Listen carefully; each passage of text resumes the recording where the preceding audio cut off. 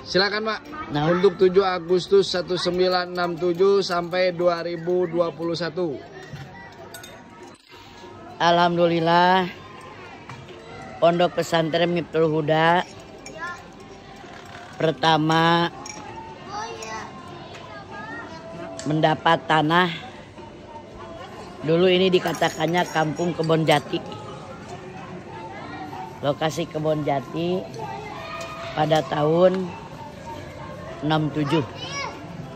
Setelah mukim di Cisitu Kaler, Gombong Sari dari mulai tahun 64-65, kurang lebih 2 tahun ke 3 tahunnya. Sampai sekarang Miftul Huda sudah usia 54 tahun. Sudah, kalau melihat usia baginda Nabi Muhammad SAW diangkat Rasul di usia 40 tahun. Sekarang Miftul Huda sudah 51 tahun. 54 tahun. Mudah-mudahan dengan usia ini Miftul Huda semakin barokah, Amin. semakin manfaat. Amin.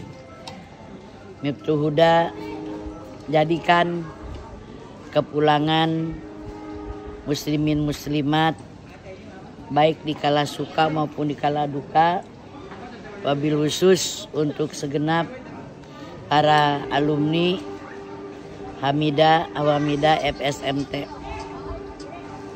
Dan doakan juga para pendiri atau penerus yang masih hidup diberi panjang umur, disehatkan badannya, dijadikan benar-benar orang menjadikan uswatun hasanah di bidang apapun. Dan terima kasih kepada orang-orang yang sangat berjasa ke pesantren Miftul Huda. Salah satunya adalah keluarga besar Raden Uju Manonjaya, adik dari Raden Haji Une Junaidi Manonjaya, Ibu Hajah Mardiah Manonjaya, istri daripada Raden Uju. Beliaulah yang memberikan, mewakafkan tanah dan memberi untuk membeli tanah di komplek pesantren Miftul Huda. Itu sangat-sangat terima kasih pada beliau. Dan yang menjadikan wasilahnya adalah Raden Ikih, beliau nikah dengan Ibu Ii Gunung Tanjung. Semoga kebaikan beliau diterima di sisi Allah. Amin. Bisa dinikmati setiap saat, sebab beliau-beliau semuanya sekarang sudah ada di alam barzah. Dan yang membeli tanah Miftul Huda pertama itu adalah Hajah Sadiah Awipari. Beliau memberi emas 2 on 200 gram. Pada waktu itu Al-Khairiyah? Bukan kiai beliau. Ibu Sadiah masih keluarga dari apa? Dari Kiai Haji Njang Sukanda, keluarganya Haji Paki. Pada waktu itu almarhum Bu Ajengan belum begitu tenar, belum begitu meriah, tapi beliau sudah penuh kepercayaannya sampai-sampai berani mengeluarkan 200 gram emas untuk membeli tanah di sini. Dan juga terima kasih kepada keluarga besar Haji Paki di Situ Kaler, itu pun yang sama-sama berkorban ikut membeli tanah di sini. Padahal pada waktu itu Ajengan belum apa-apalah, belum yang memanggil kiai juga belum ada. Tapi beliau sudah begitu antusias, beliau udah begitu simpati, sampai-sampai beliau memberikan setengah on emas untuk membelikan tanah di sini. Dan bukan saja memberikan tanah, tapi beliau memberikan anak laki-lakinya. Anak laki-lakinya yang begitu diinginkan. Aduh. Begitu banyak anaknya, kurang lebih 10 atau 11 anak yang diharapkan punya anak laki, namanya pada waktu itu Konda Bratamangala. Waduh. Dan diberikan kepada yang namanya Kyai Haji Orapandi. Waktu itu belum ada pondok pesantren Miftul Huda. Padahal pada waktu itu siapa itu Orapandi, siapa itu yang namanya Dali Mutiara, orang masih keluar SD. Kalau dilihat apanya, warnanya jauh dikatakan jangan cantik, sederhana juga enggak. Bukan saja menjelek-jelekan nama atau pemberian dari Allah. Terus wajengan pada waktu itu makanya juga nasi dicampur dengan oyek, masih banyak oyeknya dibanding berasnya. Dicampur dengan jagung, masih banyak jagungnya dibanding dengan berasnya.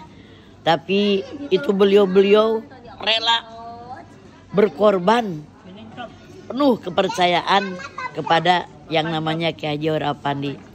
Sampai-sampai apa gagah itu mak? Yang namanya Konda Bratamangala itu Haji Paku ada itu orang karya. Semua orang pada mau kepada yang namanya Mang Konda itu. Entah berapa belas yang punya anak perempuan semua pada ngantri dan menginginkan punya mantu yang namanya Mang Konda atau mau ngabesan kepada Haji Paki. Tapi Haji Paki bukan ulama dan ibunya Haji Lomrah bukan ulama.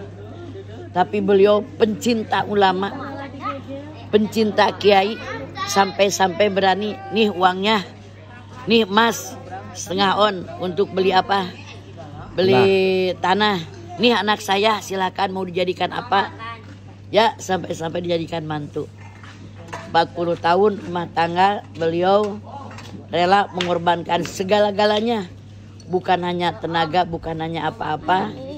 Kayaknya nyawa pun dikerahkan untuk membela dan tafwid takdim taslim kepada namanya Kyai Haji Orapandi.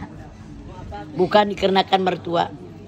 Malah pada satu saat ketika yang namanya Konda Bratamangala itu atau Njang Sukanda mau tidur, waktu itu sudah nikah pada saya.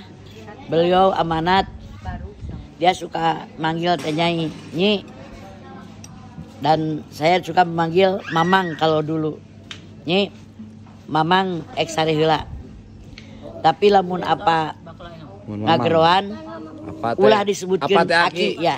Tapi lamun Aki manggil ulah disebutkeun ke sare apa hudangkeun. Itulah ketulusan Haji Njang. Dan ketika emak sudah punya banyak anak, banyak cucu, apa udah sakit-sakitan, emak pernah bilang gini, Pak, udah enak mah tahu saya ikutlah tong milu ke kari karunya ada apa gesepuh, apa masih kene sering tedamang, ngiring pangawasan maksudnya. Nya, kene abi mah tong dianter. Da budak geus kele de ieu, ngan abi minta izin. Itu indahnya suamiku yang namanya Haji Njang. Beliau menjawab sampai meneteskan air mata. Apa mah lain arek nutur-nutur pamajikan, lain arek nutur-nutur emak. Apa mah HP-HPan ku Aki, arek ngaharisan maturan budak guru bari nangis gitu na teh. Sungguh mulia itu yang namanya Haji Njang Sukanda. Nah, itulah pondok pesantren Miftul Huda sampai sekarang sudah 54 tahun cikal bakalnya dari orang-orang tersebut tadi. Ya. Raden Haji Uju, adinya Raden Haji Adi Junaidi, Haji One Junaidi, istrinya Ibu Mardiah, terus wasilahnya itu adalah Raden Iki, Ibu Haji Ii, terus rakyat biasanya Ibu Haji Sadiah yang memberikan 200 gram emas dan Haji Paki yang memberikan setengah on emas dan memberikan satu anak laki-laki semata wayangnya. Itu mungkin, dan alhamdulillah sampai sekarang mudah-mudahan sudah kami satu kali lagi mohon doa lebih maju, amin. Lebih manfaat, amin. Lebih barokah dan duriah-duriah almarhum bisa meneruskan Amin. perjuangannya, cita-cita almarhum Amin. dengan apa saja yang Allah berikan. Beliau seringkali mengatakan rotan tak ada, akar pun Jadi. berguna. Nah, gitulah. Rotan tak ada. Sekian, terima kasih dan atas perhatian dan doanya. Dan kami terima kasih juga pada ibu-ibu, bapak-bapak yang memberikan kepercayaan kepada Mempelhuda, menyimpan anaknya, menyimpan cucunya, menyimpan saudara-saudaranya. Semoga yang ada di Mempelhuda ini menjadikan mualim, menjadikan mujahid, menjadikan murabi, dan menjadikan manfaat di masa-masa atau di tengah-tengah umat, di tengah-tengah masyarakat. Amin. Jadilah mutakin, imam mutakin, ulama amilin. Amin. Sekian.